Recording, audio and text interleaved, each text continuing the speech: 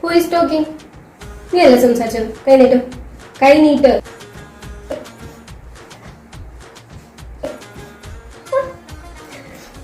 Now keep standing. And this is teacher Anjali കരയുക. Why are you crying? Teacher ഞാൻ സംസാരിച്ചിട്ടില്ല, ഇയാളാണ് സംസാരിച്ചത്. ഒരു കാര്യമില്ലാതെ എന്നെ പണിഷ് ചെയ്തത്. നീ സംസാരിക്കുന്നത് ഞാൻ കണ്ടാണല്ലോ. ഇല്ല ടീച്ചർ, അഞ്ജലി ഇപ്പൊ ക്ലാസ്സിൽ വന്നതേ ഉള്ളൂ. You keep quiet. Sit down.